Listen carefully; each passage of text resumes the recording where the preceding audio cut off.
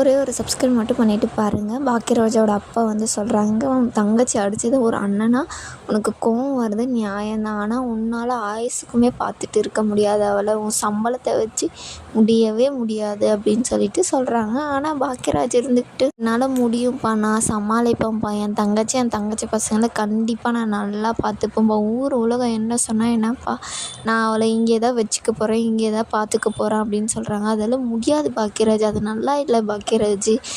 மாப்பிள்ளை ஒரு 2-3 டைம் வருவார், அதுக்கப்புறம் கூப்பிடவும் வரமாட்டார். அதுக்கப்புறம் அவள் இங்கே தான் இருக்கணும், நீ என்ன பண்ணுவ, நான் பார்த்துக்கிறேன், என்னால் முடியும் அப்படின்னு சொல்லிட்டு சொல்கிறாங்க. ஆனால் அவங்க அப்பா அதெல்லாம் இது பண்ணல. நான் அவர் கூட அனுப்ப தான் போகிறேன். இல்லைப்பா முடியாது அப்படின்னு சொன்னோடனே, நான் இந்த வீட்டை விட்டே போயிடுவேன் நானும் உங்கள் அம்மாவும் அப்படின்னு சொல்லிட்டு சொன்னோடனே என்ன பண்ணுறதுன்னு தெரியாது நிற்பார். நீ இப்போ அவர் கூட மட்டும் நீ ரேவதி அனுப்பலை, நானும் அம்மாவும் இங்கேருந்து கிளம்பி போயிட்டே இருப்போம். நீங்கள் போனால் கூட பரவாயில்லப்பா, ரேவதி இங்கே தான் இருக்கும் அப்படின்னு சொல்லிட்டு சொல்கிறாங்க. ஆனால் வெளியே நின்றுக்கிட்டு ரேவதி வந்து பார்த்திங்கன்னா அழுந்துட்டு இருக்கும். நமக்காக அண்ணன் இவ்வளோ பேசுதே அப்படின்னு சொல்லிட்டு இவர் விட்டு கொடுக்க மாட்டார். நீங்கள் போனாலும் போங்கப்பா, நான் அவர் கூட அனுப்பவே மாட்டேன், நான் என்ன இதில் அவர் கூட அனுப்பட்டும், எப்பயுமே அவர் இப்படி தான் பண்ணுறாரு, நீ என்னவோ பண்ணு பாக்கியராஜா, நான் அனுப்ப தான் போகிறேன் அப்படின்னு சொல்லிட்டு அவர் அங்கேருந்து வெளியே வந்துடுவார். வெளியே வந்தோடனே பார்த்திங்கன்னா, நீங்கள் அவளை கூட்டிகிட்டு போங்க, வருவா அவங்க கூட அப்படின்னு சொல்லிட்டு சொல்கிறாங்க. அதெல்லாம் முடியாது, நான் அனுப்ப மாட்டேன் அப்படின்ற மாதிரி பாக்கியராஜும் விட்டு கொடுக்காத பேசுகிறாங்க. இந்த ஒரு டைம் நான் எந்த இதை வச்சு அனுப்புறது, இது நடக்காதுன்னு என்ன நிச்சயம் அப்படின்னு சொல்லிட்டு சொல்கிறாங்க. இனிமேல் அந்த மாதிரி என்னமும் நடக்காது, நான் பார்த்துக்கிறேன், என் கூட நீங்கள் அனுப்பிச்சி வைங்க அப்படின்னு சொல்லிட்டு சொல்கிறாங்க. ரேவதியும் பார்த்திங்கன்னா, அண்ணன் நீ அமைதியாக இரு, நான் அவர் கூட கிளம்புறேன் அப்படின்னு சொல்லிட்டு சொல்கிறாங்க. நீ அண்ணனுக்கு வருத்தப்படுவேன், நீ இது பண்ணுவேன்னு சொல்லிட்டு நீ நினைக்காத, நான் உன்னை நல்லா பார்த்துப்பேன், நீ போவாத அப்படின்னு சொல்லிட்டு சொல்கிறாங்க. அவளே போகிறேன்றா, உனக்கு என்னென்ன, நீ அமைதியாக இரு அப்படின்னு சொல்லிட்டு சொல்கிறாங்க. ஆனால் அவர் யார் பேச்சுமே கேட்க மாட்டார். என் தங்கச்சி இங்கே தான் இருக்கும் அப்படின்னு சொல்லிட்டு சொல்லுவாங்க.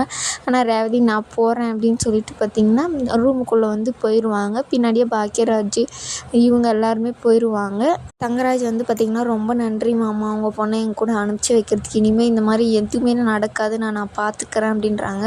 உங்ககிட்ட சொல்கிறதுக்கு என்ன மாப்பிள்ளை, எனக்கு உடம்பு சரியில்லை, டெஸ்ட் எடுத்து பார்த்தா என் ஹார்ட்டெல்லாம் ரொம்பவே வீக்காக இருக்குது, எந்த பிரச்சனை இருந்தாலும் என்னால் தாங்கிக்க முடியாது, கொஞ்சம் பார்த்துக்கோங்க, என் மகளை அடிக்கிறது நல்லது இல்லை, இனிமேல் நடக்கவே இது கூடாது அப்படின்னு சொல்லிட்டு சொல்கிறாங்க. இனிமேல் அந்த மாதிரி எதுவும் நடக்காது, என் தங்கராஜால் உங்களுக்கு எந்த பிபியுமே ஏறாது அப்படின்னு சொல்லிட்டு சொல்கிறாங்க. உன் உடம்புக்கு ஒன்றுமே ஆகாது மாமா, நம்ம வேறு டாக்டர்கிட்ட போய் பார்க்கலாமா அப்படின்னு சொல்லிட்டு கேட்குறாங்க. அதெல்லாம் ஒன்றும் வேணாம், நல்ல டாக்டர்கிட்ட தான் நாங்களே கூட்டிகிட்டு போனோம் மாப்பிள்ளை அப்படின்னு சொல்லிட்டு சொல்கிறாங்க. இருந்தாலும் உடம்புக்குன்னா ஒன்று கொஞ்சம் இது தானே, நான் இனிமேல் ரேவதியை நல்லா பார்த்துக்கிறேன், என்னால் இனிமேல் உங்களுக்கு எதுவும் ஆகாது அப்படின்னு சொல்லிட்டு பார்த்திங்கன்னா சொல்கிறாங்க. ரூமுக்குள்ளே போனாங்க இல்லையா, அவங்க வந்து பேசிட்டு இருக்காங்க. நீ அண்ணன் வருத்தப்படுவேன் கஷ்டப்படுவேன்னு சொல்லிட்டு நீ இங்கேருந்து போகாத, நான் என்னைக்கா இருந்தாலும் போய் தானே ஆகணும் அப்படின்னு சொல்லிட்டு சொல்கிறாங்க. அதுக்கு மதி இருந்துக்கிட்டு நீங்கள் இன்னும் ஒரு 2-3 நாள் இருங்க அப்படின்னு சொல்கிறாங்க. என் தம்பி உன்னை அடித்தப்போ உன் அப்பா கூட்டிகிட்டு போனப்போ நீ உடனே கிளம்பி வரலையா, அந்த மாதிரி தான் நானும் இப்போ கிளம்பி போகிறேன் அப்படின்னு சொல்லிட்டு சொன்னாங்க. இருங்க ஒரு 2-3 நாள் இருங்க அப்படின்னு சொல்லிட்டு 2-3 நாள் இருந்தாலும் மறுபடியும் நான் அங்கே தானே போய் ஆகணும். இந்த ட்ராமா டெய்லியும் வந்து அவர் ஏதாச்சும் இதை பண்ணணும் அதை பண்ணணும்னு சொல்லிட்டு நடத்திக்கிட்டு தான் இருப்பார். அந்த ட்ராமா நடந்துட்டு போகுது ரேவதி, நீ இங்கேவே இரு, அண்ணன் உன்னை நல்லா பார்த்துக்கிறேன் அப்படின்னு சொல்கிறாங்க. நீ நல்லா பார்த்துக்குவேன்னு எனக்கு தெரியும், ஆனால் நான் போய் தான் ஆகணும், தரணிக்கு ஸ்கூல் அங்கே தான் இருக்குது, யூனிஃபார்ம் எல்லாம் அங்கே தான் இருக்குது, நான் போய் எடுத்துகிட்டு வரேன், இதெல்லாம் ஒரு காரணமா அப்படின்னு. இதுவும் ஒரு காரணம் தானே நான் அங்கே போக அப்படின்னு சொல்கிறாங்க. சுரேஷ் இருந்துக்கிட்டு நீ போ அவர் நல்லா பார்த்துப்பாரு, நீ போக்கா அப்படின்னு சொல்கிறாங்க. நீ பேசாதடா, அவர் செஞ்ச தப்புன்னு சொல்லிட்டு நீ அவர்கிட்ட பேசுனியா, நான் பேசினேண்ணே, அவர் ஸ்டேஷனுக்கு வந்திருந்தார், நான் சொன்னேன், நீங்கள் என் அக்காவை அடித்தது தப்புன்னு நான் சொன்னேன் அப்படின்றாங்க. சரி ரேவதி இருந்துக்கிட்டு நீ வருத்தப்படாதண்ணே, நான் கிளம்புறேன்னு சொல்லிட்டு எல்லாருமே வெளியே எடுத்துகிட்டு வராங்க. சரி கிளம்பலாம் அப்படின்னு சொல்லிட்டு சொல்லும்போது பாக்கியராஜ் இருந்துக்கிட்டு, இனிமேல் உனக்கு என்ன பிரச்சனைனாலும் அண்ணனுக்கு ஒரு ஃபோன் பண்ணு, நான் வந்துடுறேன், உன்னை கூட்டிகிட்டு வந்துடுறேன் அப்படின்னு சொல்லிட்டு சொல்கிறாங்க. இனிமேல் எந்த பிரச்சனையும் நான் பண்ண மாட்டேன் அப்படின்னு சொல்லிட்டு பாக்கியராஜ் வாக்கு கொடுத்துட்டு அங்கேருந்து கிளம்புறாங்க. பத்திரமா போ, உனக்கு எதோ ஒன்றாலும் எனக்கு ஃபோன் பண்ணு, நான் இருக்கேன், எனக்கு தெரியுண்ணே நீ எனக்காக வருவ அப்படின்னு சொல்லிட்டு அவங்க 2 பேருமே பேசிட்டு எல்லாருமே பார்த்திங்கன்னா பத்திரமா போய் வாங்க, சேஃபாக இருங்க அப்படின்னு சொல்லிட்டு ரேவதிக்கு சொல்லி அனுப்புகிறாங்க. அவங்களும் எல்லாருக்குமே பாய் சொல்லிவிட்டு அங்கேருந்து கிளம்புறாங்க.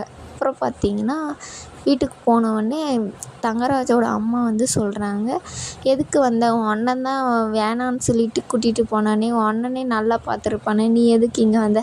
அம்மா கொஞ்ச நேரம் அமைதியாக இருக்கிறியா? அவள் என் பொண்டாட்டி, இந்த வீட்டில் சொந்தக்காரியா அவள் தான், அவளை ஏன் நீ இந்த மாதிரி எல்லாம் கேட்குற அப்படின்றாங்க. இல்லைடா, இல்லை நான் யாரையும் பொண்ணுங்களை அடிக்க மாட்டேன், நான் ஒரு மரியாதை தான் கொடுப்பேன், இனிமேல் நான் உன்கிட்ட அந்த மாதிரி நடந்துக்க மாட்டேன். ஆனால் நீ என்ன ஆனாலும் சரி புருஷன் பக்கம்தான் நிற்கணும். பிறந்த வீடு கல்யாணத்துக்கு முன்னாடி, அதுக்கப்புறம் நான் தான் உனக்கு எல்லாமே அப்படின்னு சொல்லிட்டு சொல்கிறாங்க. இவங்களும் பார்த்திங்கன்னா அமைதியாகவே இருந்துட்டு சரி நீ மேலே போ அப்படின்னு சொல்லிட்டு அங்கேருந்து அமுச்சிடுறாங்க. அதுக்கப்புறம் 4 நாள் சோறு இல்லாதவொடனே அவள் சாப்பாட்டுக்கு ஏங்கி போய் அவளை கூட்டிகிட்டு வந்திருக்க. இல்லைம்மா அப்படியெல்லாம் ஒன்றும் இல்லை, நீ எதுவும் அவகிட்ட பேசிக்காத அப்படின்னு சொல்லிட்டு சொல்கிறாங்க.